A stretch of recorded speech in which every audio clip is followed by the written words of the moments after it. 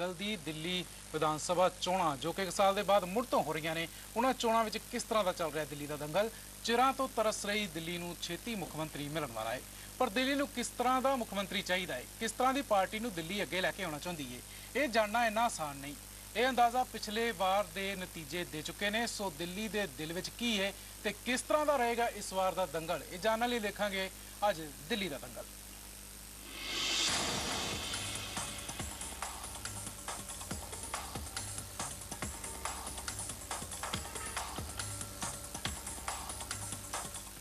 तारीख 15 जनवरी 2015 किरण बेदी बीजेपी दे विच शामिल।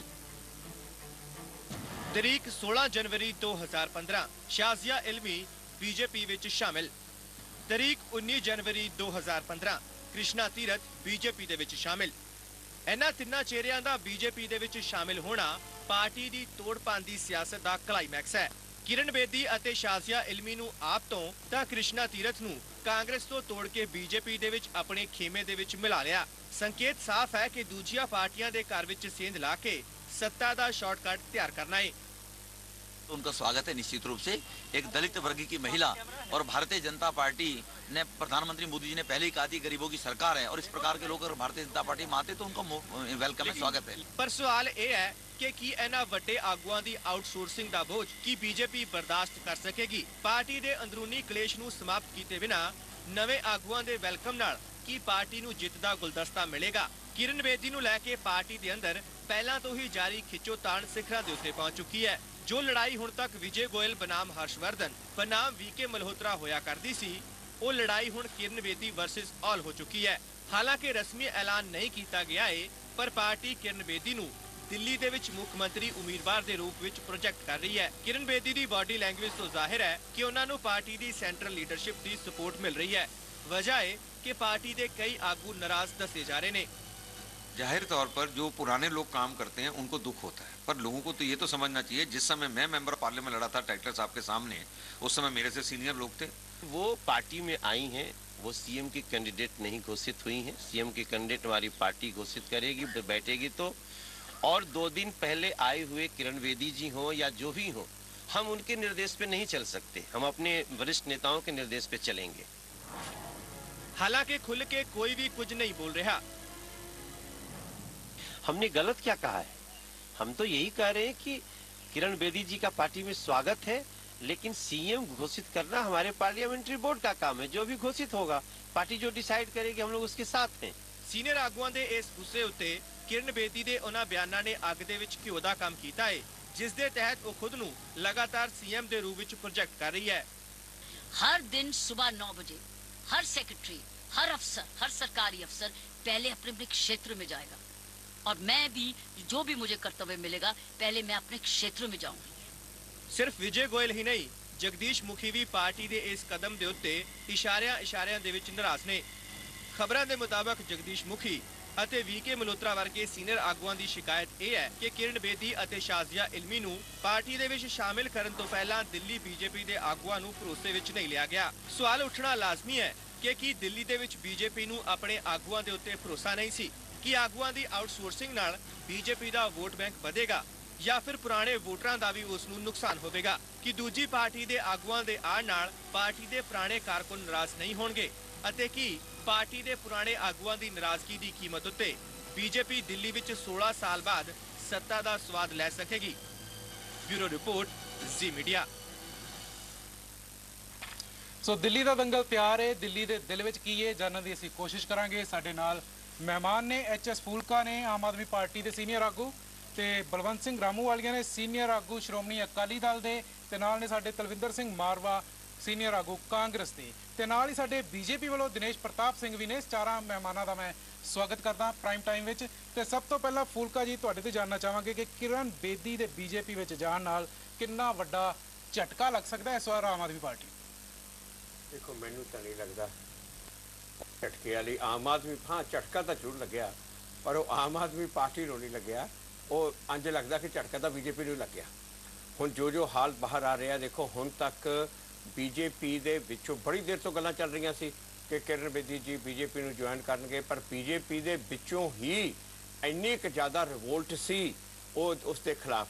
क्योंकि देखो ये गल ਸਾਰਿਆਂ ਨੂੰ ਪਤਾ ਹੈ, ਕਿਰਨ ਬੇਦੀ ਜੀ ਦੀ ਨੇਚਰ ਸਾਰਿਆਂ ਨੂੰ ਪਤਾ ਹੈ, ਕਿਸ ਤਰੀਕਾ ਨਾਲ ਉਹ ਕੰਮ ਕਰਦੇ ਨੇ ਉਹ ਸਾਰਿਆਂ ਨੂੰ ਪਤਾ ਹੈ। ਇਸ ਕਰਕੇ ਬੀਜੇਪੀ ਦੇ ਵਿੱਚੋਂ ਹੀ ਬੜੀ ਮੁਖਾਲਫਤ ਸੀ।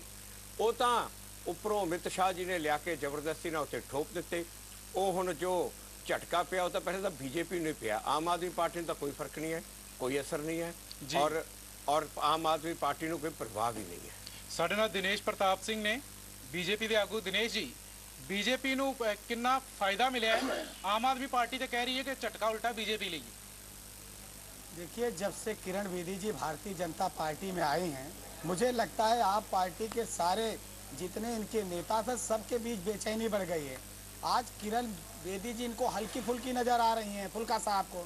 जब ये आप पार्टी चूँकि पार्टी में तो थी नहीं, लेकिन जब अन्ना हजारे के आंदोलन में जुड़ी हुई थी तब वो बहुत अच्छी थी। इनको चिंता ये है कि किरण बेदी के आने से भारतीय जनता पार्टी में कहीं कोई दिक्कत हो रही है। लेकिन फुल्का साहब को एहसास होना चाहिए कि सारी बेचैनी अगर कहीं है तो आप पार्टी में है। जो आप पार्टी आम आदमी की बात करती थी, आज वो खास आदमी हो गई है, खास पार्टी हो गई है। इनका जनाधार खत्म हो गया दिल्ली से। और एक चीज़ प्रवीण जी मैं और कहूँ, उसका कारण है कि फुल्का साहब चाहे इस चीज़ को हो सकता है ऑन कैमरा ना कहें, लेकिन ये अपने दिल्ली होने का, आप पार्टी का वजूद दिल्ली में और हरियाणा होने का कहते थे। हरियाणा में अभी हाल में हरियाणा में चुनाव हुआ, एक भी सीट पर प्रत्याशी उतारने की हिम्मत नहीं कर पाए। और दिल्ली का चुनाव है, अभी प्रत्याशी घोषित किए हैं, अभी चुनाव होते होते अभी कितने इनके प्रत्याशी पता नहीं चलेगा कहाँ चले गए हैं। ये स्थिति होने वाली है। ये सारी गड़बड़ी और सारी हड़बड़ी सिर्फ आप पार्टी और कांग्रेस पार्टी में जी। हरियाणा विच नहीं हिम्मत कर पाए कोई भी उम्मीदवार उतारन दी, पर दिल्ली विच आम आदमी पार्टी का जो वजूद है सारे नूं पता है कि दिल्ली विच ही उन्होंने अपना वजूद जो दर्शाया सी, ते इस बार भी दावा उही किया जा रहा है। मारवा जी ने साडे नाल, तलविंदर सिंह मारवा जी। मारवा जी, बीजेपी बनाम आम आदमी पार्टी सीधा मुकाबला देखा जा रहा है, सब पासे यही चर्चा है। कांग्रेस अपने विकास के दावे लैके किस तरह जनता का दिल जितेगी? यही तो गल मैं कह रहा, जेडे दावे लोग कह वो सारे दावे पिछले चुनाव तो पिछले चुनाव शीला दीक्षित हस्ते जदों दिल्ली कांग्रेस पार्टी सब टीवी चैनलों ने कहा कि कांग्रेस नहीं आएगी, कांग्रेस नहीं आएगी। फिर असी तीसरी बार गवर्नमेंट बनाई। और दूसरी गल, भारतीय जनता पार्टी के लीडर उन्हें कह रहे थे, मैं उन्होंने को भी पूछना चाहता हाँ और फुल्का साहब ने रिक्वेस्ट नाल पूछना चाहता हाँ कि ये लोग जोड़े है जे अन्ना दे अंदोलन नाल जुड़े हुए सी, अन्ना जी दे मना करने के बाद भी ये लोगों ने अन्ना नू क्यों छोड़िया? उन्हें सब नू निर्देश दिता सी कि तुसी कोई पार्टी नहीं बनाओगे, एक एक करके किरण बेदी होए। और भारतीय जनता पार्टी नू मैनू लगता है बहुत वड्डा खतरा हो गया सी कि जे उन्होंने अपना मौजूद खत्म हो गया सी, मोदी की लहर खत्म हो गई सी। इसी करके वो दूसरी पार्टियां से किरण बेदी नू आज 4 दिन से टीवी च दिखा रहे। की गल है, भारतीय जनता पार्टी का अपना कोई बोलबाला नहीं। की गल है, जगदीश मुखी का कोई बोलबाला नहीं। की गल है, हर्षवर्धन का कोई बोलबाला नहीं। कि ਜਿਹੜਾ ਇਹਨਾਂ ਦਾ बीजेपी का प्रेजिडेंट बनया है ਉਹਦਾ कोई बोलबाला नहीं। RSS का कोई बोलबाला नहीं। और सब तो वड्डी गल, वो मोदी की अगर लहर हैगी तो इन्हों किरण बेदी की जरूरत क्यों पई है, ये तो दसन इन्हों किरण जी। तुहाडे सवाल का पहले जवाब ले लेने, फिर असीं रामू वालिया जी को जावांगे। दिनेश जी, किरण बेदी की जरूरत क्यों पई? जी बिल्कुल, अभी मारवा साहब कह रहे हैं कि मोदी जी की कहीं लहर नहीं है। अच्छी बात है कि इनको लहर अभी महसूस हो जाए। अगर आपको तूफान का एहसास हो जाए प्रवीण जी, तो आप बचने का उपाय कर सकते हैं। लेकिन तूफान होते हुए भी अगर आपको एहसास ना हो तो भगवान भी नहीं बचा सकते हैं।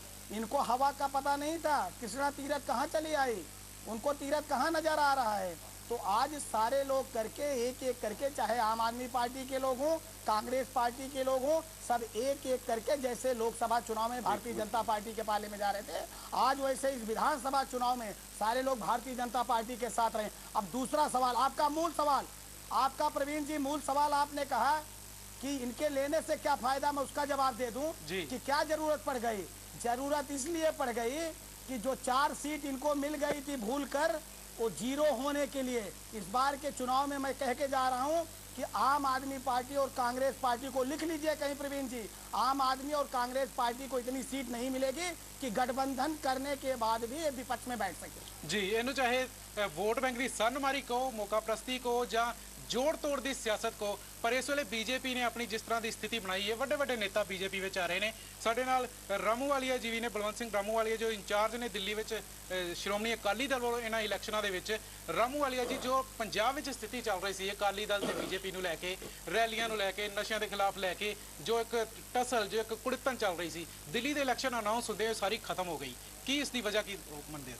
देखो, एक तो प्रवीण जी उस गल नूं मूलों वध तूल दी जा रही सी पंजाब विच, थल्लड़ी पद्धर के वर्कर कई बार नाराज होर गल तो होंदे है, छापा होर हो जाता छपण का।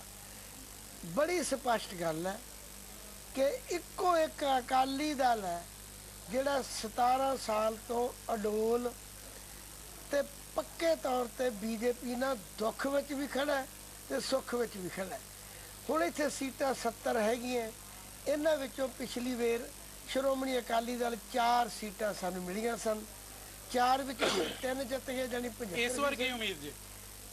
उम्मीदवाद कहदी है 4 साडियां पक्कियां, 66 उन्हां दियां पक्कियां, उम्मीदां दी किहड़ी गल है? सीटां 4 ही रहणगियां, सीटां साडियां 4 ही रहणगियां। इहो जिहा एक विचार हो रहा है भी शायद एक सीट असीं स्वैप कर लईए, बई उत्थों किते होर कर लईए, पर वो भी कोई मैं पक्का नहीं कहंदा, क्योंकि मैं थोड़ा जिहा ईमानदारी ज़्यादा वरतण दा आदी है, राजनीति च ओले रखण दा आदत नहीं, इसलिए एक सीट बदली जा सकती है, रहणगियां 4 ही, तो साडा कल शाम तक क्लीयर हो जाऊगा कि किहड़ियां सी। वैसे साडी शादरा सीट वो क्लीयर है, असीं लड़ रहे हैं, रजौरी गार्डन वो भी असीं लड़ रहे हैं, कालका जी भी असीं लड़ रहे हैं। थोड़ा जिहा हरिनगर बारे कई तरह के विचार आ रहे हैं, हरिनगर बारे जो विचार ने, पर बाकी तीन बाकी सीटां वो भी साडी सीट ਤੁਹਾਡੀ ਝੋਲੀ ਵਿੱਚ ਨੇ। जो सिख वोट बैंक जो है दिल्ली में काफी बड़ा वोट बैंक है, बहुत बड़ा वोट जी बैंक। फुलका जी, सिख वोट बैंक को करके बीजेपी ਨੂੰ ਜ਼ਰੂਰਤ ਪਈ ਤੇ ਇੱਕ ਵਾਰ ਫਿਰ ਅਕਾਲੀ ਦਲ ਨਾਲ ਉਨੀ ਹੀ ਨੇੜਤਾ ਵੱਧ ਗਈ ਜਿੰਨੀ ਕੁ ਪਹਿਲਾਂ ਸੀ। ਸਿੱਖ ਵੋਟ बैंक ਕਿੰਨਾ ਕੁ बीजेपी ਖਿੱਚ ਪਾਏਗੀ ਅਕਾਲੀ ਦਲ ਦੇ ਥਰੂ? ਦੇਖੋ, ਮੈਂ ਤੁਹਾਨੂੰ ਇੱਕ ਪਹਿਲੀ ਗੱਲ ਦੱਸਾਂ, 10 ਜਨਵਰੀ ਤੋਂ ਪਹਿਲਾਂ बीजेपी ਅਕਾਲੀ ਦਲ ਦੇ ਨਾਲ ਬੜੀ ਨਿਰਾਸ਼ ਸੀ। ਪੂਰੇ ਬਿਆਨ ਆ ਰਹੇ ਸੀ ਕਿ ਜੋ ਡਰੱਗਸ ਦਾ ਬੁਰਾ ਹਾਲ ਕੀਤਾ, ਜੋ ਡਰੱਗਸ ਦੇ ਵਿੱਚ ਇਨਵੋਲਵਮੈਂਟ ਦੇ ਵਿੱਚ ਅਕਾਲੀ ਦਲ ਦੇ ਲੀਡਰਾਂ ਦਾ ਨਾਮ ਤੱਕ ਆ ਰਿਹਾ, ਔਰ ਉਸ ਦੇ ਕਰਕੇ ਬੀਜੇਪੀ ਬੜੀ ਨਿਰਾਸ਼ ਸੀ। ਔਰ ਇੱਥੋਂ ਤੱਕ ਕਿ ਆਪਸ ਦੇ ਵਿੱਚ ਕਿੰਨੀ ਜ਼ਿਆਦਾ ਇਹਨਾਂ ਦੀ ਲੀਡਰਾਂ ਦੀ ਤੂਤੂ ਮੈਮੇ ਤੇ ਆਪ ਵੀ ਹੁੰਦੀ ਰਹੀ। ਜਦੋਂ ਇਹ ਮੋਦੀ ਜੀ ਦੀ ਰੈਲੀ ਫੇਲ ਹੋਈ ਆ ਤੇ ਉਸ ਤੋਂ ਮਗਰੋਂ ਇਹ ਹੁਣ ਸਿਰਫ ਆਪਣੀ ਸਿਆਸਤ ਕਰਕੇ, ਦਿੱਲੀ ਦੇ ਵਿੱਚ ਅਕਾਲੀ ਦਲ ਦੀ ਸਪੋਰਟ ਲੈਣ ਕਰਕੇ ਇਹ ਹੁਣ ਉਹ ਡਰੱਗ ਦੇ ਮੁੱਦੇ ਨੂੰ ਵੀ ਭੁੱਲ ਗਏ ਆ। ਜਿਹੜੀ ਉੱਥੇ ਪੰਜਾਬ ਦੇ ਵਿੱਚ ਮੁਹਿੰਮ ਸ਼ੁਰੂ ਕਰਨੀ ਸੀ ਡਰੱਗ ਦੇ ਖਿਲਾਫ, ਅਮਿਤ ਸ਼ਾਹ ਜੀ ਨੇ ਉਹ ਵੀ ਪਿੱਛੇ ਪਾ ਦਿੱਤੀ, ਉਹ ਵੀ ਖਤਮ ਹੋ ਗਈ। ਹੁਣ ਮਤਲਬ ਕਿ ਇੰਨੀ ਜ਼ਿਆਦਾ ਸਿਆਸਤ ਹਾਵੀ ਹੋ ਗਈ ਕਿ ਹੁਣ ਉਹ ਡਰੱਗ ਦੇ ਮੁੱਦੇ ਨੂੰ ਵੀ ਭੁੱਲ ਕੇ, ਨਸ਼ਿਆਂ ਦੇ ਮੁੱਦੇ ਨੂੰ ਵੀ ਭੁੱਲ ਕੇ ਅੱਜ ਇਹਨਾਂ ਨੂੰ ਅਕਾਲੀ ਦਲ ਦਾ ਸਾਥ ਚਾਹੀਦਾ। ਇਹਨਾਂ ਨੂੰ ਹੁਣ ਲੱਗ ਰਿਹਾ ਕਿ ਅਸੀਂ ਅਕਾਲੀ ਦਲ ਦੇ ਸਾਥ ਤੋਂ ਬਿਨਾਂ ਸ਼ਾਇਦ ਸਾਨੂੰ ਅਕਾਲੀ ਦਲ ਸਿੱਖਾਂ ਦੀਆਂ ਵੋਟਾਂ ਲੈ ਦੂ, ਪਰ ਅਕਾਲੀ ਦਲ ਦੇਖੋ ਇੱਥੋਂ ਦੀ ਗੱਲ, ਇੱਥੋਂ ਦੇ ਦਿੱਲੀ ਦੇ ਵੀ ਸਿੱਖਾਂ ਨੂੰ ਭਲੀ ਭਾਂਤੀ ਪਤਾ ਕਿ ਪੰਜਾਬ ਦਾ ਕੀ ਹਾਲ ਹੋਇਆ ਵਾ। ਪੰਜਾਬ ਦੇ ਵਿੱਚ ਨਸ਼ਿਆਂ ਦੇ ਵਿੱਚ ਪੂਰੀ ਤਰ੍ਹਾਂ ਡੁੱਬੇ ਪਏ ਆ। ਔਰ ਜੋ ਬੀਜੇਪੀ ਨੇ ਹੁਣ ਕੀਤਾ, ਜੋ ਈਡੀ ਦੇ ਅਫਸਰ ਨੂੰ ਬਦਲਿਆ, ਉੱਥੋਂ ਬੀਜੇਪੀ ਨੇ ਸਾਫ਼ ਜ਼ਾਹਰ ਕਰ ਦਿੱਤਾ ਨਾ ਕਿ ਇਕੱਲਾ ਅਕਾਲੀ ਦਲ ਭਰ ਕੇ ਬੀਜੇਪੀ ਵੀ ਉਨੀਓ ਹੀ ਇਹ ਨਸ਼ਿਆਂ ਦੇ ਔਰ ਡਰੱਗਸ ਦੇ ਮਾਮਲੇ ਵਿੱਚ ਉਨੀ ਜ਼ਿੰਮੇਵਾਰ ਆ ਜਿੰਨਾ ਕਿ ਅਕਾਲੀ ਦਲ ਜ਼ਿੰਮੇਵਾਰ ਆ। ਸਾਫ਼ ਜ਼ਾਹਰ ਕਰ ਦਿੱਤਾ ਈਡੀ ਅਫਸਰ ਲਗਾਤਾਰ ਲਗਾ ਰਹੇ ਹੋ। ਪਰ ਜੇਕਰ ਗੱਲ ਕਰੀਏ ਅਸੀਂ ਅਮਿਤ ਸ਼ਾਹ ਦੀ ਰੈਲੀ ਬਦਲੇ ਜਾਣ ਦਾ ਜਾਂ ਪੋਸਟਪੋਨ ਕੀਤੇ ਜਾਣ ਦੀ ਅਸਲੀ ਵਜ੍ਹਾ ਕੀ ਸੀ, ਇਹ ਅਸੀਂ ਦਿਨੇਸ਼ ਪ੍ਰਤਾਪ ਜੀ ਤੋਂ ਜਾਣਾਂਗੇ। ਇੱਕ ਛੋਟਾ ਜਿਹਾ ਬ੍ਰੇਕ ਲੈ ਲਈਏ, ਬ੍ਰੇਕ ਤੋਂ ਬਾਅਦ ਇਸ ਤੇ ਗੱਲ ਕਰਾਂਗੇ।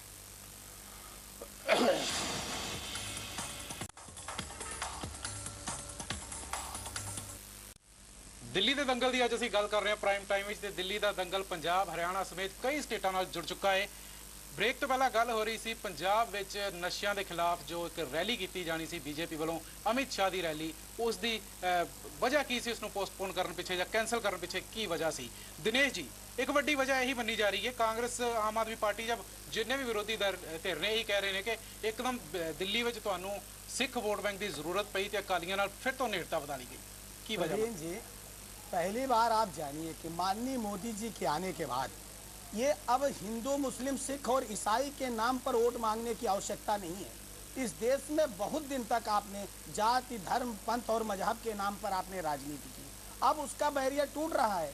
अब लोग सिख हैं कि ईसाई हैं कि मुस्लिम हैं कि हिंदू हैं, अब इसके नाम पे लोग वोट नहीं दे रहे हैं। जी, पर कृष्णा तीरथ आज शामिल हुई बीजेपी ਵਿੱਚ ਦਿੱਲੀ ਵਿੱਚ 25 ਲੱਖ ਦੇ ਕਰੀਬ ਦਲਿਤ ਵੋਟਰ ਨੇ। ਇਹ ਵੀ ਇੱਕ ਮੰਨਿਆ ਜਾ ਰਿਹਾ ਕਿ ਦਲਿਤ ਵੋਟਰ ਨੂੰ ਵੋਟ ਬੈਂਕ ਨੂੰ ਨਿਸ਼ਾਨਾ ਬਣਾਉਣ ਲਈ ਕੀਤਾ ਗਿਆ। नहीं, निशाना बनाने की नहीं, जो कांग्रेस कह रही थी कि हवा नहीं है, और कृष्णा तीरथ इनके सीनियर कार्यकर्ता थी, सीनियर लीडर थी, मंत्री थी यूपीए 2 में। ये ऐसे लोग जब छोड़कर माननीय मोदी जी के संरक्षण में आ रहे हैं, उनके विजय रथ को आगे बढ़ाने के लिए आ रहे हैं। और दूसरी चीज, फुल्का साहब एक बात और कह रहे थे, उसका जवाब देना। उन्होंने कहा कि मोदी जी की जो रैली दिल्ली वो फ्लॉप गई। आप केजरीवाल साहब की किस रैली से आप तुलना करते हैं? इसका आकलन करने के लिए आपको जज आपको बनाया गया है। माननीय मोदी जी की ऐतिहासिक रैली हुई है रामलीला मैदान में, शायद फुल्का साहब ना गए हों, मैं गया था। वहाँ पर लोगों को खड़े होने की जगह नहीं थी, और किसी रैली से आप तुलना कीजिए। एक बात मैं मान सकता हूँ, फुल्का साहब या ये कहना चाह रहे हूँ कि इनकी रैली में और भीड़ होनी चाहिए थी, जैसे कि कह रहे हैं कि जम्मू में और सीट मिलनी चाहिए थी, झारखंड में और सीट मिलनी चाहिए थी। आज कांग्रेस पार्टी और आप पार्टी को एक चिंता नहीं कि उनकी कितनी सीटें आ रही हैं, उनको दिक्कत ये है कि उनकी सीटें भारतीय जनता पार्टी की 2-4 सीटें और क्यों नहीं आ रही, इसलिए इनको चिंता है। ਜੀ, ਤੇ ਇਸ ਤੋਂ ਪਹਿਲਾਂ ਕਿ ਅਸੀਂ ਚਰਚਾ ਨੂੰ ਅੱਗੇ ਵਧਾਈਏ, ਇੱਕ ਸਾਡੇ ਕੋਲ ਬ੍ਰੇਕਿੰਗ ਖਬਰ ਆ ਰਹੀ ਹੈ। ਪਹਿਲਾਂ ਦੱਸ ਦਈਏ ਕਿ ਐਨਫੋਰਸਮੈਂਟ ਡਾਇਰੈਕਟੋਰੇਟ ਦੇ ਸਪੈਸ਼ਲ ਡਾਇਰੈਕਟਰ ਕਰਨੈਲ ਸਿੰਘ ਦਾ ਵਾਧੂ ਚਾਰਜ ਵਾਪਸ ਲੈ ਲਿਆ ਗਿਆ। ਡਰੱਗ ਰੈਕਟ ਮਾਮਲੇ ਦੀ ਉਹ ਜਾਂਚ ਕਰ ਰਹੇ ਸਨ, ਤੇ ਸੰਜੇ ਸ਼੍ਰੀਨੇਤ ਹੁਣ ਨਾਰਥ ਜ਼ੋਨ ਦੇ ਨਵੇਂ ਸਪੈਸ਼ਲ ਡਾਇਰੈਕਟਰ ਹੋਣਗੇ। ਜੀ, ਇਹ ਖਬਰ ਅੱਜ ਅਖਬਾਰਾਂ ਦੀਆਂ ਸੁਰਖੀਆਂ ਵਿੱਚ ਸੀ, ਤੇ ਨਾਲ ਹੀ ਅੱਜ ਨਵੇਂ ਡਾਇਰੈਕਟਰ ਦੇ ਵੀ ਐਲਾਨ ਕਰ ਦਿੱਤਾ ਗਿਆ ਹੈ। ਤੇ ਇਸ ਖਬਰ ਦੀ ਵਧੇਰੇ ਜਾਣਕਾਰੀ ਦੇਣ ਲਈ ਸਾਡੇ ਨਾਲ ਨੇ ਫੋਨ ਲਾਈਨ ਤੇ ਜੀ ਹੁਣੇ ਸਾਡੇ ਪੱਤਰਕਾਰ ਜੁੜਨਗੇ। ਇਸ ਤੋਂ ਪਹਿਲਾਂ ਕਿ ਅਸੀਂ ਖਬਰ ਨੂੰ ਅੱਗੇ ਵਧਾਈਏ, ਇਸੇ ਖਬਰ ਨੂੰ ਲੈ ਕੇ ਹੁਣੇ ਹੀ ਫੁਲਕਾ ਸਾਹਿਬ ਨੇ ਇੱਕ ਸਿਆਸੀ ਹਮਲਾ ਕੀਤਾ ਸੀ। ਫੁਲਕਾ ਜੀ, ਕੀ ਪ੍ਰਤੀਕਰਮ ਹੈ ਹੁਣ ਇਸ ਪਹਿਲਾਂ ਤਾਂ ਜੀ ਫੁਲਕਾ ਜੀ, ਮੈਂ ਇੱਕ ਮਿੰਟ, ਸਾਡੇ ਸੰਪਾਦਕ ਜੀ ਪੰਜਾਬ ਹਰਿਆਣਾ ਹਿਮਾਚਲ ਦੇ ਸੰਪਾਦਕ ਇਸ ਖਬਰ ਤੇ ਪਹਿਲਾਂ ਚਾਨਣਾ ਪਾ ਰਹੇ ਨੇ। ਦਿਨੇਸ਼ शर्मा ने ਸਾਡੇ ਨਾਲ। जी दिनेश जी, देखिए, करनैल सिंह जो कि स्पेशल डायरेक्टर हैं सेंट्रल दिल्ली इन्फोर्समेंट डायरेक्टोरेट के, उनको एडिशनल चार्ज दिया गया था नॉर्दर्न रेंज चंडीगढ़ का। और ये अब जो हमारे सूत्र इन्फोर्समेंट डायरेक्टोरेट में हैं वो बता रहे हैं कि उनका अतिरिक्त प्रभार जो है वो वापस ले लिया गया है, और नए अफसर संजय श्रीनेत जो कि IRS है, इंडियन रेवेन्यू सर्विस है, उनको वहाँ पर अपॉइंट किया गया है स्पेशल डायरेक्टर। और ये माना जा रहा है कि 2 महीने पहले ये तबादला कर दिया गया था, जो हमारे ईडी के सूत्र हमको बता रहे हैं। और अभी ये कहा जा रहा है कि इसी हफ्ते जो है नए अफसर जो कि संजय श्रीनाथ है इंडियन रेवेन्यू सर्विस से, वो वहाँ पर ज्वाइन करेंगे। और ये माना जा रहा है जो ये पूरा जो इन्वेस्टिगेशन था, करनैल सिंह क्योंकि इस इन्वेस्टिगेशन से जुड़े थे, भोला ड्रग रैकेट का जो पूरा मामला था, स्कैम है, उसके बाद ये पहले पिछले हफ्ते ही निरंजन सिंह जिनको की ट्रांसफर किया गया कोलकाता, ये कहकर इन्फोर्समेंट डायरेक्टोरेट के जो हमारे सूत्र हैं उनके द्वारा ये कहा गया, क्योंकि कोलकाता में 4 हाई प्रोफाइल केसेस हैं, इसके चलते वहां पर किसी वरिष्ठ अधिकारी को, इसीलिए उनको ट्रांसफर किया गया। और उस ट्रांसफर के बाद अब ये जो स्पेशल डायरेक्टर थे करनैल सिंह, जिनको की एडिशनल चार्ज, अतिरिक्त प्रभार चंडीगढ़ रीजन का दिया गया था, और जो इस मामले को पूरी तरह से देख रहे थे, भोला ड्रग रैकेट मामले को, उनका भी एडिशनल चार्ज वापस ले लिया गया है और नए अफसर को यहाँ पर तैनात किया गया है। और ये माना जा रहा है कि इसी हफ्ते नए अफसर जो है संजय सिन्हा वहाँ पर ज्वाइन कर जाएंगे। जी दिनेश, ਪਹਿਲੇ ਨਿਰੰਜਨ ਸਿੰਘ ਦਾ ਤਬਾਦਲਾ, ਫਿਰ ਕਰਨੈਲ ਸਿੰਘ ਦਾ ਤਬਾਦਲਾ, ਸਿਆਸੀ ਹਲਕਿਆਂ ਵਿੱਚ ਕਈ ਤਰ੍ਹਾਂ ਦੀਆਂ ਚਰਚਾਵਾਂ ਭਖ ਜਾਣਗੀਆਂ। ਇੱਕ ਵੱਡੀ ਖਬਰ ਬਣ ਜਾਏਗੀ ਇਹ ਵੀ, ਕਿਸ ਤਰ੍ਹਾਂ ਇਸ ਖਬਰ ਨੂੰ ਲਿਆ ਜਾਏ। ਇਸ ਦਾ ਹਜੇ ਕਿ ਐਨਫੋਰਸਮੈਂਟ ਡਾਇਰੈਕਟਰ ਲਗਾਤਾਰ ਇਹੀ ਕਹਿ ਰਿਹਾ ਸੀ ਕਿ ਇਸ ਨਾਲ ਡਰੱਗ केस ਦੀ ਜਾਂਚ ਤੇ ਕੋਈ असर नहीं पड़ेगा।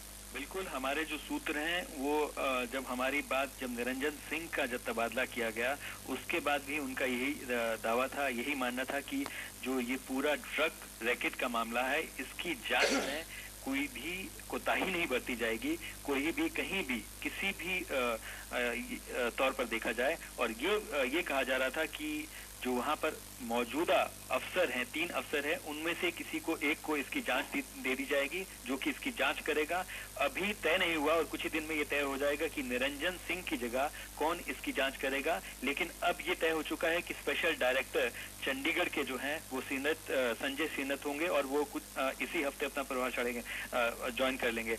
दूसरा, इस पूरे मामले को जिस तरह से ये तबादले हुए हैं और जिस तरह से कुछ ही दिन पहले पंजाब के जो वरिष्ठ मंत्री हैं उनसे पूछताछ हुई थी और कई अकाली नेताओं से पूछताछ हो चुकी है, उसके बाद बिल्कुल विपक्ष इसको ये माना जाए कि विपक्ष इसको जोड़कर देखेगा इसी से कि विपक्ष सवाल उठाएगा। विपक्ष का सवाल उठाना लाजमी है, क्योंकि जिस तरह से ये तबादले किए गए हैं, एक के बाद तबादला एक हुआ सिर्फ निरंजन सिंह का, इसको सिर्फ ये कहा जा रहा है कि एडिशनल चार्ज जो है, अतिरिक्त प्रभार जो है वो उनसे वापस लिया गया है और उनकी जगह नए अफसर को अपॉइंट किया गया है। लेकिन विपक्ष इस पर सवाल उठाएगा और सवाल उठना लाजमी है, क्योंकि वित्त मंत्रालय, फाइनेंस मिनिस्ट्री जो है वो बीजेपी के अधीन है, केंद्रीय वित्त मंत्रालय उसको देखता है।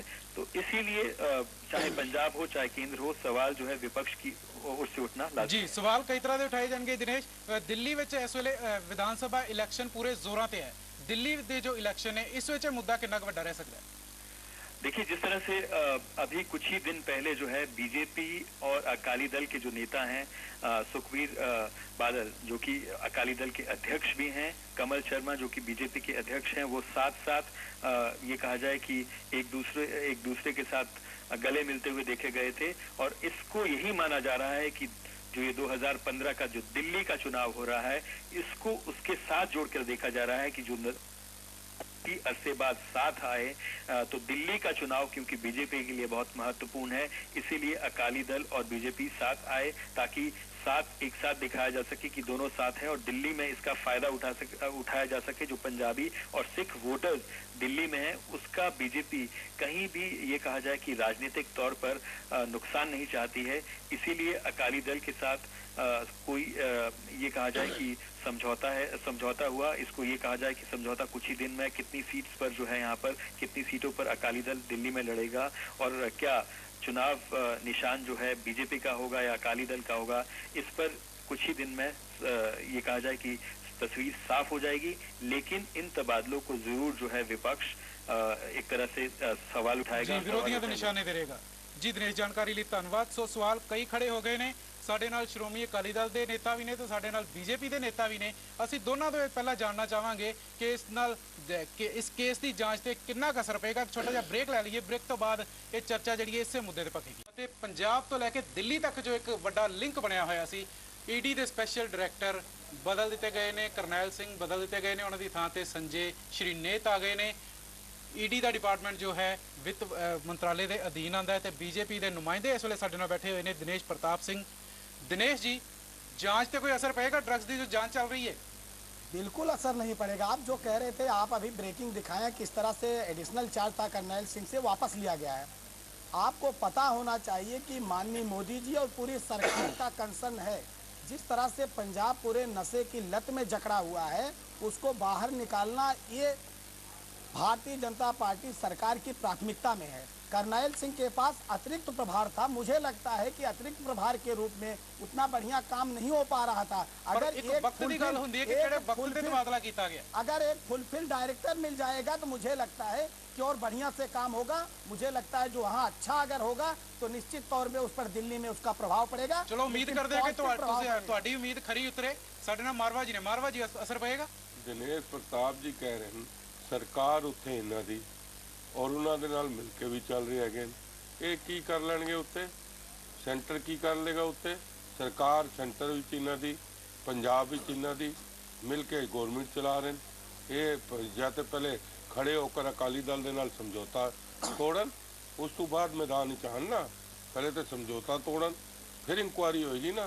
जब सेंटर भी इन्हां दी सरकार, पंजाब जी मेरा सवाल जी कि इस तबादले नाल ड्रग्स की जांच ते कोई असर पेगा? फुलका जी देखो, पहली गल तो जो इन्होंने निरंजन सिंह को ट्रांसफर किया और वो ये कह के कि उन्होंने एक महत्वपूर्ण वास्ते कलकत्ता लेके जा रहे हैं, इसका मतलब ये पंजाब का जो ड्रग का 6000 ਕਰੋੜ ਦਾ ਇੰਟਰਨੈਸ਼ਨਲ ਡਰੱਗ ਰੈਕਟ ਦਾ ਕੇਸ ਸੀ। ਉਹ ਬੀਜੇਪੀ ਦੇ ਵਾਸਤੇ ਮਹੱਤਵਪੂਰਨ ਨਹੀਂ ਹੈ, ਬਿਲਕੁਲ ਨਹੀਂ ਹੈ। ਉਹ ਮਹੱਤਵਪੂਰਨ ਕੇਸ ਦੇ ਵਾਸਤੇ ਉਹਨਾਂ ਨੇ ਇਹ ਨਹੀਂ ਕਿਹਾ ਕਿ ਅਫਸਰ ਹੈ ਜਿਹੜਾ ਇਹ ਬੇਈਮਾਨ ਹੈ, ਉਹਨਾਂ ਨੇ ਇਹ ਨਹੀਂ ਕਿਹਾ ਕਿ ਇਹ ਅਫਸਰ ਇਨਐਫੀਸ਼ੀਐਂਟ ਹੈ, ਇਹ ਕੰਮ ਨਹੀਂ ਠੀਕ ਕਰਤਾ। ਕਹਿੰਦੇ ਬੜਾ ਕਾਬਲ ਅਫਸਰ ਹੈ, ਇਹਨੂੰ ਅਸੀਂ ਮਹੱਤਵਪੂਰਨ ਕੇਸ ਲੈ ਕੇ ਜਾ ਰਹੇ ਹਾਂ। ਇਹਦਾ ਮਤਲਬ ਇਹ ਤਾਂ ਜੋ ਜੱਗ ਦਾ ਪੰਜਾਬ ਦਾ ਮਾਮਲਾ ਇਹਦੇ ਵਾਸਤੇ ਤੇ ਮਹੱਤਵਪੂਰਨ ਹੈ ਹੀ ਨਹੀਂ, ਨੰਬਰ 1।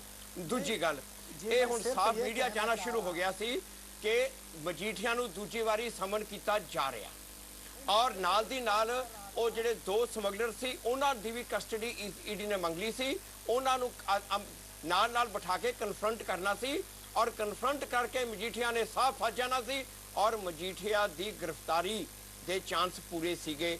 ਉਹਨੂੰ ਬਚਾਉਣ ਦੇ ਵਾਸਤੇ ਇਹ ਕੀਤਾ ਗਿਆ। ਹੁਣ ਤੁਸੀਂ ਤੀਜੀ ਗੱਲ ਤੁਸੀਂ ਲੈ ਲਓ, ਅਗਲੀ ਤੁਸੀਂ ਗੱਲ ਲਾਓ। ਤੁਸੀਂ ਦੇਖੋ ਬਈ ਇਹ ਜੋ ਇਹਨਾਂ ਨੇ ਮਨ ਕੀ ਬਾਤ ਦੇ ਵਿੱਚ ਮੋਦੀ ਜੀ ਨੇ ਡਰੱਗ ਐਡੀ ਵੱਡੀ ਗੱਲ ਕਹੀ, ਔਰ ਹੁਣ ਜਦੋਂ ਉਸ ਤੋਂ ਮਗਰੋਂ ਜਦੋਂ ਜੋ ਅਫਸਰ ਨਿਰੰਜਨ ਸਿੰਘ ਨੇ ਕਿਹਾ ਕਿ ਮੇਰੇ ਫੋਨ ਟੈਪ ਕੀਤੇ ਜਾ ਰਹੇ ਨੇ, ਮੈਨੂੰ ਹੈਰਸ ਕੀਤਾ ਜਾ ਰਿਹਾ, ਮੇਰੇ ਕੋਲ ਪੁੱਛਿਆ ਜਾ ਰਿਹਾ ਤੂੰ ਆਪਣੀ ਚਾਰਜਸ਼ੀਟ ਕੀ ਲਿਖ ਰਿਹਾ। ਉਹ ਜਿਹੜੇ ਬੰਦੇ ਨੇ, ਜਿਹੜੇ ਅਫਸਰ ਨੇ, ਪੰਜਾਬ ਦੇ ਹੋਮ ਮਿਨਿਸਟਰ ਨੇ ਜਾਂ ਪੰਜਾਬ ਦੇ ਡੀਜੀਪੀ ਨੇ ਉਸ ਈਡੀ ਦੇ ਅਫਸਰ ਦੇ ਫੋਨ ਟੈਪ ਕਰਨ ਦੇ ਆਰਡਰ ਕੀਤੇ ਆ, ਐਕਸ਼ਨ ਉਹਦੇ ਖਿਲਾਫ ਹੋਣਾ ਚਾਹੀਦਾ, ਨਾ ਕਿ ਨਿਰੰਜਨ ਸਿੰਘ ਨੂੰ 6000 ਕਰੋੜ ਦੇ ਸਿੰਥੈਟਿਕ ਡਰੱਗ ਦਾ ਮੁੱਦਾ ਹੁਣ ਉਹਨਾਂ ਇੰਪੋਰਟੈਂਟ ਕਿਉਂ ਨਹੀਂ ਰਿਹਾ? ਇਹ ਜਵਾਬ ਅਸੀਂ ਬੀਜੇਪੀ ਤੋਂ ਲੈਣ ਤੋਂ ਪਹਿਲਾਂ ਅਸੀਂ ਰਾਮੂ ਵਾਲੀਆ ਜੀ ਤੋਂ ਪੁੱਛਣਾ ਚਾਹਾਂਗੇ ਕਿ ਜੋ ਵਜ੍ਹਾ ਫੁਲਕਾ ਜੀ ਦੱਸ ਰਹੇ ਨੇ ਇਹਨਾਂ ਤਬਾਦਲਿਆਂ ਦੀ, ਕੀ ਇਹੀ ਵਜ੍ਹਾ ਹੈ? देखो मैं बड़ा स्पष्ट है कि ईडी एक मामले की पड़ताल कर रहा है, ਉਹਦੇ ਵਿੱਚ ਫੂਲਕਾ ਸਾਹਿਬ ਆਪ ਵੱਡੀਆਂ ਪਦਵੀਆਂ ਤੇ ਰਹੇ ਹੈ, ਤਬਾਦਲੇ ਹੁੰਦੇ ਰਹਿੰਦੇ ਹੈ, ਨਵੇਂ ਤਬਾਦਲੇ ਆ ਜਾਂਦੇ ਹੈ, ਕੋਈ ਇੱਕੋ ਅਫਸਰ ਤੇ ਉਹਦੇ ਤੇ ਸਾਰਾ ਕੁਝ ਨਿਰਭਰ ਕਰ ਲੈਣਾ ਇਹ ਵੀ ਕੋਈ ਗੱਲ ਠੀਕ ਨਹੀਂ। ਜੋ ਈਡੀ ਵਾਲਿਆਂ ਨੇ ਕੀਤਾ ਉਹਨਾਂ ਨੇ, ਮੈਂ ਬਿਲਕੁਲ ਨਹੀਂ ਮੰਨਦਾ ਕਿ ਮੁਕੱਦਮੇ 'ਚ ਕਾਰਵਾਈ 'ਚ ਹੇਰਾ ਫੇਰੀ ਪੱਖੋਂ ਕੀਤਾ। ਉਹਨਾਂ ਦਾ ਇਹ ਪ੍ਰਬੰਧਕੀ ਕਦਮ ਹੈ ਤੇ ਇਹਦੇ ਉੱਤੇ ਸਾਨੂੰ ਬਹੁਤ ਹੀ ਚਿੰਤਾ ਨਹੀਂ ਕਰਨੀ। ਉਹਦੇ ਫੋਨ ਕਿਉਂ ਟੈਪ ਕੀਤੇ ਰਾਮੂ ਵਾਲੇ ਜਰਾ ਇਹ ਦੱਸਦੇ ਨਾ, ਕਿਹਨੇ ਆਰਡਰ ਕੀਤਾ ਉਹਦਾ ਫੋਨ ਟੈਪ ਕਰਨ ਦਾ, ਕਿਹਨੇ ਆਰਡਰ ਕੀਤੀ? ਉਹਦੇ ਪਿੱਛੇ ਇੰਟੈਲੀਜੈਂਸ ਲਗਾਓ ਕਿ ਪਤਾ ਕਰਕੇ ਆਓ ਕਿ ਚਾਰਜਸ਼ੀਟ ਦੇ ਵਿੱਚ ਕੀ ਲਿਖ ਰਿਹਾ। ਉਹਨੇ ਖੁਦ ਚਿੱਠੀਆਂ ਲਿਖੀਆਂ। ਵੈਸੇ ਉਹਨੇ ਇਹ ਗੱਲ ਪਬਲਿਕ ਤੌਰ ਤੇ ਨਹੀਂ ਕਹੀ, ਉਹਦੇ ਮੂੰਹ 'ਚ ਪਾਈ ਗਈ ਹੈ। ਚਿੱਠੀ ਲਿਖੀ ਆ ਉਹਨੇ ਸੈਂਟਰ ਸਰਕਾਰ ਨੂੰ, ਚਿੱਠੀ ਜਿਹਦੇ ਹੱਥ 'ਚ ਆਈ ਉਹਦੇ ਆ ਗਈ। ਮੀਡੀਆ ਦੇ ਪਰ ਮੈਂ ਪ੍ਰਵੀਨ ਜੀ ਮੈਂ ਆਪਣੀ ਗੱਲ ਕਹਿ ਦਿਆਂ ਕਿ ਤੁਸੀਂ ਸਾਡਾ ਤਾਂ ਟਾਈਮ ਦੇਣਾ ਨਹੀਂਗਾ। ਮੈਂ ਬੇਨਤੀ ਕਰਦਿਆਂ ਦਿੱਲੀ ਬਾਰੇ ਸ਼੍ਰੋਮਣੀ ਅਕਾਲੀ ਦਲ ਇੱਕੇ ਵਾਰੀ ਮੈਂ ਗੱਲ ਨਿਬੇੜ ਦਿੰਦਾ, ਅਸੀਂ 4-5 ਗੱਲਾਂ ਉੱਤੇ ਚੋਣਾਂ ਲੜ ਰਹੇ ਹਾਂ। ਜੀ ਰਾਮੂ ਵਾਲੀਆ ਜੀ, ਇਸ ਤੇ ਅਸੀਂ ਬਾਅਦ ਚ ਆਨੇ ਆ। ਪਹਿਲਾਂ ਜ਼ਰੂਰੀ ਹੈ, ਪਹਿਲਾਂ ਅਸੀਂ ਇਹ ਮੁੱਦੇ ਨੂੰ ਨਿਬੇੜ ਲਈਏ। ਅਕਾਲੀ ਬੀਜੇਪੀ ਦੋਨੋਂ ਇਹੀ ਗੱਲ ਕਹਿ ਰਹੇ ਨੇ ਕਿ ਤਬਾਦਲੇ ਹੁੰਦੇ ਰਹਿੰਦੇ ਨੇ, ਪਰ ਗੱਲ ਇੱਥੇ ਹੈ ਕਿ ਵਕਤ ਕਿਹੜਾ ਸੀ, ਮੌਕਾ ਕਿਹੜਾ ਸੀ। ਦਿਨੇਸ਼ ਪ੍ਰਤਾਪ ਜੀ, ਤੁਹਾਡੇ ਤੋਂ ਜਾਣਨਾ ਚਾਹਾਂਗੇ ਕਿ ਡਰੱਗਸ ਦਾ ਮੁੱਦਾ ਐਡਾ ਵੱਡਾ ਸੀ। ਪਹਿਲਾਂ ਮੋਦੀ ਜੀ ਨੇ ਮਨ ਕੀ ਬਾਤ ਵਿੱਚ ਕਿਹਾ, ਅਮਿਤ ਸ਼ਾਹ ਦੀ ਰੈਲੀ ਉੱਤੇ ਹੋ ਰਹੀ ਸੀ ਡਰੱਗਸ ਦੇ ਮੁੱਦੇ ਨੂੰ ਲੈ ਕੇ, ਤੇ ਹੁਣ ਇਹ ਕਿਹਾ ਜਾ ਰਿਹਾ ਕਿ ਉਹਨਾਂ ਕੋਲ ਹੋਰ ਵੀ ਕੋਲਕਾਤਾ ਵਿੱਚ ਜ਼ਿਆਦਾ ਇੰਪੋਰਟੈਂਟ ਮਾਮਲੇ ਸੀ, ਇਸ ਕਰਕੇ ट्रांसफर किया गया। की कहना था? कभी भी भारतीय जनता पार्टी, अभी मारवा साहब कह रहे थे एक बात, उन्होंने पहले सवाल उठाया था, उसका जवाब दे दो, फिर आपका जवाब प्रवीण जी दे दो। उन्होंने कहा पहले अकाली भाजपा का गठबंधन तोड़े, तो मारवा साहब को याद होना चाहिए ये वो पार्टी नहीं है या वो गठबंधन नहीं है जो मामा भांजे को फायदा पहुंचाए या कोई साला जीजा को फायदा पहुंचाए। यहाँ साला बहनोई और मामा भांजे का खेल नहीं है, यहाँ न्याय होता है इस सरकार में। और मारवा साहब एक मिनट, और मारवा साहब हर तीसरे दिन मैं बीच में नहीं बोलता, मारवा जी आप वरिष्ठ सुन लीजिए, उसके बाद आप बोलिएगा। एक मिनट जरा सा सुन लीजिए मारवा साहब, जरा सुन लीजिए, आपका नंबर आएगा, जितना बोलना होगा बोल लीजिएगा। आज आपकी प्रेस हुई, माकन साहब ने पूरा फोकस एक ही बात पर किया कि सिर्फ यही दिखाए कि आप पार्टी से आप अपने को अलग कर रहे हैं। आप पार्टी से आप कितना भी अपने को अलग करने की कोशिश कीजिए, जनता आपके चेहरे को जानती है। आप और कांग्रेस पार्टी दिल्ली में कहीं अलग नहीं है, एक सिक्के के दो पहलू हैं। पिछली बार आपने कहा था कि आप लड़िए अलग, हम आपको मुख्यमंत्री बनाएंगे, और इस बार आपको कह रही कि लड़िए, हम कांग्रेस को मुख्यमंत्री बनाएंगे। ख्वाब में रहिएगा। और भारतीय जनता पार्टी जो काम करती है, कभी वो पार्टी के नफे और नुकसान के लिए और वोट की राजनीति नहीं करती है। हम चाहते हैं पहले देश का हित हो, राज्य का हित हो, पंजाब का हित हो, पंजाब लत से बाहर निकले, राजनीति हम दूसरे दिन भी कर लेंगे। जी दिनेश प्रताप जी, तुम मेरे सवाल का जवाब नहीं देता। जनता पार्टी का स्वभाव नहीं है। देश का हित है कि नशे में पंजाब डूब दो, आप नशे में दिल्ली डूब दो, हम नशे में दिल्ली डूब दो। आपने पूरी कोशिश की दिल्ली में सरकार बनाने की, आपने स्पीकर को कब्जा किया, आपने एमएलए तोड़ने की कोशिश की, आपकी एमएलए के जो आप एक बात सुनो, आपके दिल्ली प्रदेश भाजपा का जनरल सेक्रेटरी पकड़ा गया पैसे का ऑफर देते हुए, 4 करोड़ का ऑफर देते हुए दिनेश प्रताप सिंह जी। आप कौन सी बात करते हो? जब आपके एमएलए टूटे नहीं तो आपने सरकार बनाने के लिए मना किया। पहले आपने पूरी कोशिश की है, पूरी कोशिश की है, आपने खरीदने की कोशिश की है। जी जी, चैनलों में मुद्दा कुछ और पासे सी ते मुद्दा किसी होर पासे नहीं चला गया। इल्जामबाजियां शुरू हो गई ने। एक ब्रेक ले लईए, ब्रेक के बाद ਅਸੀਂ ਵਾਪਸ ਮੁੱਦੇ ਤੇ ਆਉਣ ਦੀ ਕੋਸ਼ਿਸ਼ ਕਰਾਂਗੇ। किन्नी साहब चले गए। ਤਬਾਦਲਿਆਂ ਦੀ ਸ਼ੁਰੂ ਹੋਈ ਸੀ ਪਰ ਤਬਾਦਲਿਆਂ ਦੇ ਮੁੱਦੇ ਤੇ ਕੋਈ ਵਾਜਿਬ ਜਿਹਾ ਜਵਾਬ ਨਹੀਂ ਮਿਲਿਆ। ਇਸ ਕਰਕੇ ਅਸੀਂ ਮੁੜ ਤੋਂ ਦਿੱਲੀ ਦੇ ਇਲੈਕਸ਼ਨ ਵਿੱਚ ਹੀ ਆ ਰਹੇ ਹਾਂ। ਸ਼੍ਰੋਮਣੀ ਅਕਾਲੀ ਦਲ ਦੇ ਵੱਲੋਂ ਸਾਡੇ ਕੋਲ ਬਲਵੰਤ ਸਿੰਘ ਰਾਮੂਵਾਲੀਆ ਨੇ, ਜਿਨ੍ਹਾਂ ਦੀ ਸ਼ਿਕਾਇਤ ਹੈ ਕਿ ਸਾਨੂੰ ਪੂਰਾ ਮੌਕਾ ਨਹੀਂ ਮਿਲ ਰਿਹਾ। ਅਸੀਂ ਮੌਕਾ ਉਹਨਾਂ ਨੂੰ ਦੇ ਰਹੇ ਹਾਂ। 4 ਸੀਟਾਂ ਦੀ ਉਹ ਗੱਲ ਕਰ ਚੁੱਕੇ ਨੇ ਕਿ 4 ਸੀਟਾਂ ਸਾਨੂੰ 4 ਹੀ ਇਸ ਵਾਰ ਮਿਲ ਰਹੀਆਂ ਨੇ। ਚੋਣ ਨਿਸ਼ਾਨ ਕਿਹੜੇ ਤੇ ਲੜ ਰਹੇ ਹੋ ਰਾਮੂਵਾਲੀਆ? ਚਲੋ ਮੈਂ ਬੜਾ ਸਪਸ਼ਟ ਕਰ ਦਿਆਂ, 4 ਸੀਟਾਂ ਸ਼੍ਰੋਮਣੀ ਅਕਾਲੀ ਦਲ ਨੂੰ ਮਿਲ ਰਹੀਆਂ, 2 ਸੀਟਾਂ ਅਸੀਂ ਤੱਕੜੀ ਤਰਾਜ਼ੂ ਚੋਣ ਨਿਸ਼ਾਨ ਤੇ 2 ਕਮਲ ਦੇ ਫੁੱਲ ਤੇ ਲੜ ਰਹੇ ਹਾਂ। ਮੈਂ ਪ੍ਰਵੀਨ ਜੀ ਸਪਸ਼ਟ ਕਰ ਦਿਆਂ, ਸਾਡੇ ਤਾਂ 4 ਹੀ ਮੁੱਦੇ ਆ, ਉਹ ਅਸੀਂ 4 ਹੀ ਸੀਟਾਂ 4 ਲਾਗੂ ਕਰਨੇ ਨੇ। ਇਹ ਨੰਬਰ 1, ਪੰਜਾਬੀ ਬੋਲੀ ਨੂੰ ਰਾਣੀ ਪਟਰਾਣੀ ਮਹਾਰਾਣੀ ਦਾ ਸਥਾਨ ਦਿੱਲੀ 'ਚ ਦਬਾ ਕੇ ਛੱਡਣਾ। ਦੂਜਾ ਸਾਡਾ ਮੁੱਦਾ ਹੈ ਕਿ ਦਿੱਲੀ 'ਚ ਵਸਦੇ ਪੰਜਾਬੀਆਂ ਦੀਆਂ ਵੱਖਰੀਆਂ ਸਮੱਸਿਆਵਾਂ, ਉਹਨਾਂ ਸਮੱਸਿਆਵਾਂ 'ਚ ਧਾਰਮਿਕ ਸਮੱਸਿਆਵਾਂ ਵੀ ਹੈ, ਅਸੀਂ ਉਹ ਵੀ ਹੱਲ ਕਰਵਾ ਕੇ ਛੱਡਣੀ ਹੈ। ਤੀਜਾ ਸਾਡਾ ਮੁੱਦਾ 84 ਦੇ ਦੰਗੇ, ਉਹਨਾਂ ਦੰਗਿਆਂ ਵਿੱਚ ਸਜ਼ਾਵਾਂ ਦਵਾ ਕੇ ਛੱਡਣੀਆਂ, ਅਸੀਂ ਉਹਦੇ ਤੇ ਜਿਵੇਂ ਜੰਗ ਲੜੀ ਦੀ ਹੈ ਤੇ ਛਾਤੀ ਢਾਹ ਕੇ ਸਿਰ ਝੋਕ ਕੇ ਅਸੀਂ ਉਹ ਲੜਨਾ ਹੈ। ਤੇ ਚੌਥੀ ਗੱਲ ਹੈ, ਦਿੱਲੀ ਦੀ ਪੁਲਿਸ ਵਿੱਚ ਪਿਛਲੇ 10 ਸਾਲ ਚੋਂ ਸਿੱਖਾਂ ਦੀ ਭਰਤੀ ਨਿੱਲ ਹੈ। ਪੁਲਿਸ 'ਚ ਸਿੱਖ ਤੇ ਆਉਂਦਾ ਹੀ ਕੋਈ ਨਹੀਂ। ਐਵੇਂ ਐਵੇਂ ਏਅਰਪੋਰਟਸ ਉੱਤੇ, ਹਵਾਈ ਅੱਡਿਆਂ ਉੱਤੇ ਮੈਂ ਬੜੇ ਸਾਲ ਲੜਿਆ, 20 ਸਾਲ। ਹੁਣ ਫੇਰ ਸਿੱਖਾਂ ਦੀਆਂ ਤਲਾਸ਼ੀਆਂ ਹੁੰਦੀਆਂ, ਸਿੱਖਾਂ ਨਾਲ ਧੱਕੇ ਹੁੰਦੇ ਇਸ ਏਅਰਪੋਰਟ ਤੇ। ਅਤੇ ਵਿਦੇਸ਼ੀ ਇੱਥੇ ਸਾਰੇ ਦਾ ਦੂਤਾਵਾਸ ਹੈ 193, ਵਿਦੇਸ਼ੀ ਦੇਸ਼ਾਂ ਵਿੱਚ ਭਾਰਤੀ ਦੂਤਾਵਾਸਾਂ 'ਚ ਪੰਜਾਬੀਆਂ ਨਾਲ ਜਿਹੜੀਆਂ ਕਾਉਂਸਲਰ ਸਰਵਿਸਿਜ਼ ਹੈ ਉਹਨਾਂ 'ਚ ਧੱਕੇ ਹੋ ਰਹੇ ਆ। ਪਾਸਪੋਰਟ ਨਹੀਂ ਮਿਲਦੇ, ਵੀਜ਼ੇ ਨਹੀਂ ਮਿਲਦੇ, ਸੁਣਵਾਈ ਨਹੀਂ ਹੁੰਦੀ। ਪਰ ਸੈਂਟਰ ਵਿੱਚ ਸਰਕਾਰ ਤੇ ਬੀਜੇਪੀ ਦੀ ਹੈ। ਚਲੋ ਜੇ ਬੀਜੇਪੀ ਦੀ ਹੈ, ਪਰ ਅਸੀਂ 4 ਐਮਐਲਏ ਸਾਡੇ ਇਹਨਾਂ ਮੁੱਦਿਆਂ ਤੇ ਵੀ ਲੜਿਆ ਕਰਨਗੇ। ਆ ਸਾਡੇ ਮੁੱਦੇ ਆ ਜੀ। ਰਾਮੂਵਾਲੀਆ ਜੀ, ਪਿਛਲੇ ਸਾਲ ਹੀ ਜਦੋਂ ਚੁਣਾਵ ਹੋਏ ਸੀ 2013 ਵਿੱਚ ਹੀ, ਉਦੋਂ ਤੁਸੀਂ 15-16 ਸੀਟਾਂ ਦੀ ਗੱਲ ਕਰ ਰਹੇ ਸੀ ਕਿ ਸਾਨੂੰ ਇੰਨੀਆਂ ਸੀਟਾਂ ਚਾਹੀਦੀਆਂ ਤੇ ਚੋਣ ਨਿਸ਼ਾਨ ਵੀ ਆਪਣੇ ਤੇ ਲੱਗਣਾ।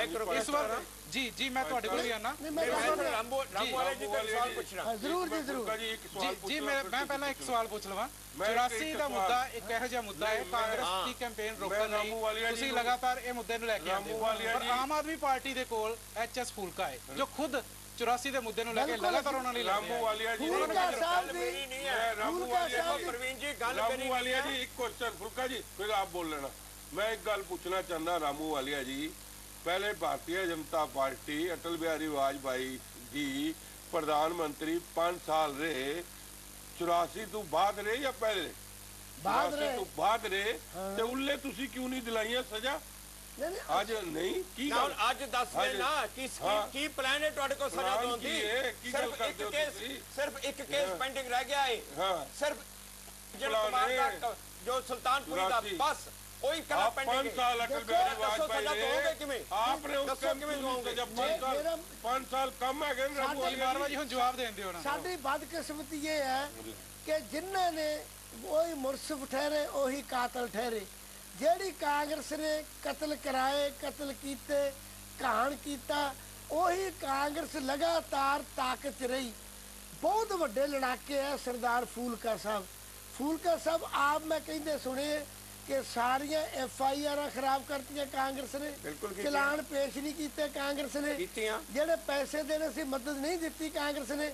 ਪਰ ਹੁਣ ਜਦੋਂ ਅਕਾਲੀ ਦਲ 4 ਸੀਟਾਂ ਲੈ ਕੇ ਪੂਰੀ ਸ਼ਕਤੀ ਨਾਲ ਆਊਗਾ, ਮੈਂ ਇਹ ਥੋੜ੍ਹਾ ਕਹਿਣਾ ਵੀ ਅਸੀਂ ਕੋਈ ਕਰਾਮਾਤ ਕਰ ਦੇਗੇ, ਪਰ ਅਸੀਂ ਸੰਘਰਸ਼ ਇੰਨਾ ਕਰਾਂਗੇ ਕਿ ਕਰਾਮਾਤ ਤੋਂ ਵੱਧ ਹੋ ਜਾਏ। 4 ਸੀਟਾਂ ਨੇ ਕੀ ਕਰਨਾ? ਸੈਂਟਰ ਤੁਹਾਡੀ ਸਰਕਾਰ ਆ, ਜਿਹੜੀ ਐਸਆਈਟੀ ਬਣੀ ਹੋਈ ਸੀ ਉਹਦਾ ਠੱਪ ਕਰਤੀ। ਕੀ ਕਰਨਗੇ? ਜਿਹੜੀ ਐਸਆਈਟੀ ਬਣੀ ਹੋਈ ਸੀ ਉਹਦਾ ਠੱਪ ਕਰਤੀ। ਸੁਪਰੀਮ ਕੋਰਟ ਦੇ ਜੱਜ ਨੂੰ ਬਿਠਾਤਾ ਕਿ ਐਸਆਈਟੀ ਦੀ ਲੋੜ ਵੀ ਹੈ ਕਿ ਨਹੀਂ।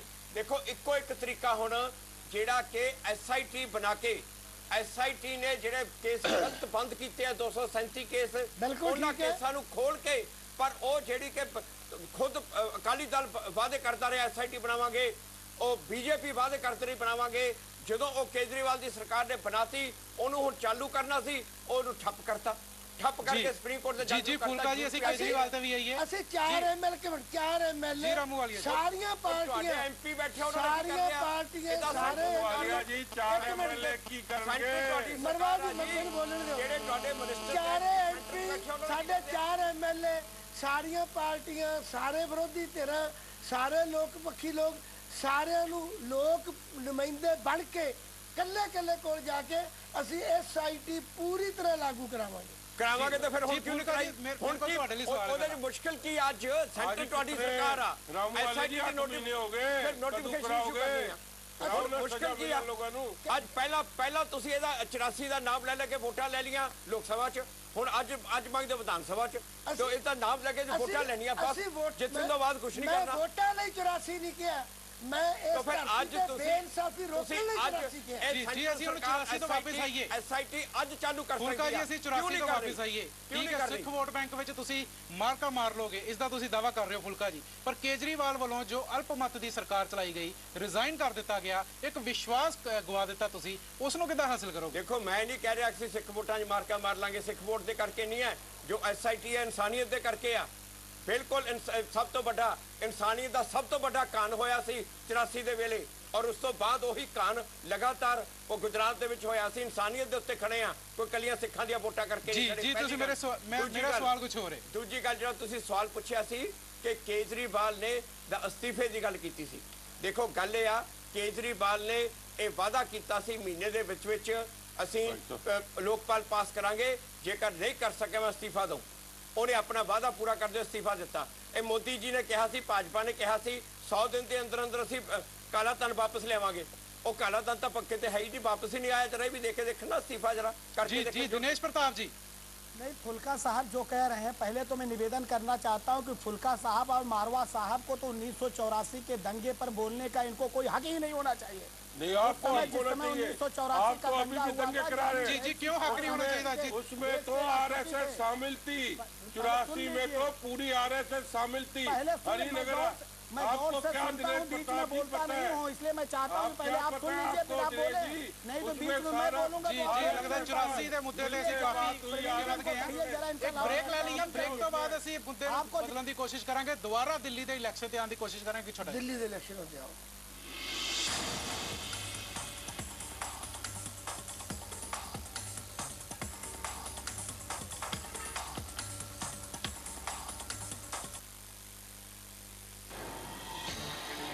ਜਬ ਪੁਲਿਸ ਦੀ ਦੰਗਲ ਵਿੱਚ ਅਸੀਂ ਕਈ ਮੁੱਦਿਆਂ ਤੋਂ ਘੁੰਮਦੇ ਹੋਏ ਮੁੜ ਦਿੱਲੀ ਦੇ ਇਲੈਕਸ਼ਨ ਤੇ ਆ ਰਹੇ ਹਾਂ ਕਿ ਦਿੱਲੀ ਇਲੈਕਸ਼ਨ ਵਿੱਚ ਕੌਣ-ਕੌਣ ਪਾਰਟੀ ਕਿਸ ਤਰ੍ਹਾਂ ਦਾ ਮਾਰਕਾ ਮਾਰੇਗੀ।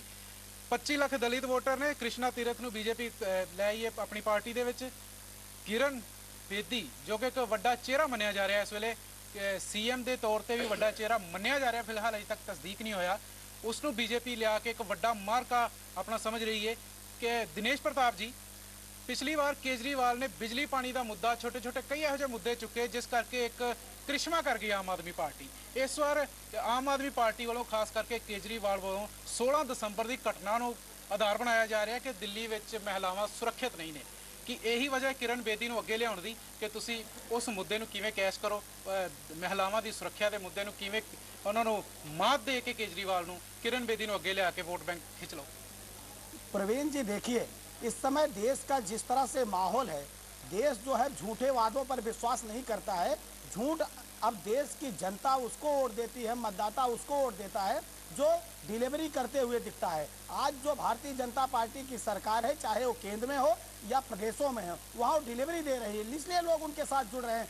पहले आप देखिए कि बिन्नी ने इसे कन्नी काटी, उसके बाद साजिया इल्मी का इल्म इनसे खत्म होकर भारतीय जनता पार्टी पर उन्होंने इल्म स्थापित किया। आज किरण बेदी को जब वो भारतीय जनता पार्टी के साथ जुड़ती हैं तो उनकी किरण, उनकी प्रताप इस तरह से ज्यादा है कि आप में खलबली मचती है। तो देश की जनता, दिल्ली की जनता विकास चाहती है, सुशासन चाहती है। जी हुण अब असीं यहाँ आखिरी रायता प्रतिक्रिया फैलाने वाले फुल्का का जी, काम नहीं चलेगा। मोदी एक जी बार ने फिर जो वही निवेदन सवाल, रामलीला किरण मैदान बेदी का में किया कितना है, नुकसान होएगा? जिसका जो काम है वही जनता उसको काम देने जा रही है। किरण बेदी ਦੇ ਆਉਣ ਨਾਲ ਆਮ ਆਦਮੀ ਪਾਰਟੀ ਨੂੰ ਕੋਈ ਨੁਕਸਾਨ ਨਹੀਂ। ਦੂਜੀ ਗੱਲ ਜੀ ਸ਼ਾਜ਼ੀ ਆਲਮੀ ਵੱਡੇ ਵੱਡੇ ਚਿਹਰੇ ਤੁਹਾਡੇ ਜਾ ਰਹੇ। ਬਿਲਕੁਲ ਕੋਈ ਫਰਕ ਨਹੀਂ ਪੈਣ ਲੱਗਾ ਉਹਦੇ ਨਾਲ। ਲੋਕਾਂ ਨੂੰ ਪਤਾ ਜੋ ਇਹ ਕਹਿ ਰਹੇ ਆ ਨਾ ਦਿਨੇਸ਼ ਜੀ ਕੇ ਝੂਠੇ ਵਾਅਦੇ ਤੇ ਜਨਤਾ ਵਿਸ਼ਵਾਸ ਨਹੀਂ ਕਰਦੀ, ਬਿਲਕੁਲ ਸਹੀ ਆ। 8 ਮਹੀਨੇ ਹੋ ਗਏ ਨੇ ਸਰਕਾਰ ਆਈ, ਇਹਨਾਂ ਨੇ ਵਾਅਦੇ ਕੀਤੇ ਆ। ਕੇਜਰੀਵਾਲ ਨੇ 8 ਦਿਨਾਂ ਦੇ ਵਿੱਚ 8 ਦਿਨਾਂ 'ਚ ਕਰਕੇ ਦਿਖਾਇਆ ਸੀ। ਅੱਛਾ ਦੂਜੀ ਗੱਲ ਕਿ ਛੋਟੀ ਜੀ ਮੈਂ ਕਹਿਣਾ ਚਾਹਨਾ, ਰਾਮੂ ਵਾਲੇ ਜੀ ਨੇ ਕਿਹਾ ਸੀ 4 ਸੀਟਾਂ ਲਵਾਂਗੇ, ਜੇ ਤੁਹਾਨੂੰ 4 ਨਾ ਮਿਲੀਆਂ ਤਾਂ ਤੁਸੀਂ ਫਿਰ ਗਠਬੰਧਨ ਤੋੜੋਗੇ ਜੀ? ਨਹੀਂ ਸਾਨੂੰ 4 ਮਿਲ ਹੀ ਰਹੀਆਂ। ਜਿਹੜੀ ਨਾ ਜੇ ਨਹੀਂ ਮਿਲੀਆਂ ਦੱਸੋ ਨਾ, ਗਠਬੰਧਨ ਤੋੜੋਗੇ? ਫੂਲਕਾ ਜੀ ਜਦੋਂ 4 ਨਾ ਮਿਲੀਆਂ ਉਦੋਂ ਅਗਲੀ ਗੱਲ ਸੋਚਾਂਗੇ, ਪਰ ਪਹਿਲਾਂ ਕਿਉਂ ਕਹੋਗੇ? ਉਦੋਂ ਜਿੰਨੀਆਂ ਮਿਲ ਗਈਆਂ ਉਹਨੀਆਂ ਲੈ ਲਾਂਗੇ। ਨਹੀਂ ਇਹ ਹਾਲ ਅੱਜ ਅਕਾਲੀ ਦਲ ਦਾ ਹੋ ਗਿਆ ਔਰ ਇਹ ਹਾਲ ਅੱਜ ਅਕਾਲੀ ਦਲ ਦਾ ਕਰ ਦਿੱਤਾ। ਜਿਹੜੀਆਂ ਮਿੰਤਾਂ ਮੰਗ ਕੇ ਸੀਟਾਂ ਲੈਣ ਵਾਲਾ, ਔਰ ਜਦੋਂ ਕਿ ਪਹਿਲਾਂ ਛਾਤੀ ਠੋਕ ਕੇ ਆ ਕੇ ਮੰਗਦੇ ਹੁੰਦੇ ਸੀ, ਅੱਜ ਇਹ ਹਾਲ ਆਪਣਾ ਕਰ ਫੂਲਕਾ ਜੀ ਸਾਨੂੰ ਮੰਗਤੇ ਚ ਖੜੇ ਨਾ ਕਰੋ, ਅਸੀਂ ਦਾਨੀਆਂ ਚ ਅਕਾਲੀ ਦਲ ਦਾਨੀਆਂ ਦੀ ਪਾਰਟੀ ਹੈ। दिनेश प्रताप जी ने कहा झूठे वादे नहीं करते। पेट्रोल की कीमतें जो है इन्होंने प्रधानमंत्री ने 3 महीने पहले कहा था जो वर्ल्ड से रेट खुलेगा उसी को लोगों को वर्ल्ड में आज से 3 महीने पहले 2 महीने पहले से $4.5 का 4.5 लीटर था, आज वो $2.5 का 4.5 लीटर हो गया है। तो हिंदुस्तान में क्या वजह हुई है कि पेट्रोल जो है अगर 65 रुपए का है वो 40 रुपए में क्यों नहीं हो रहा?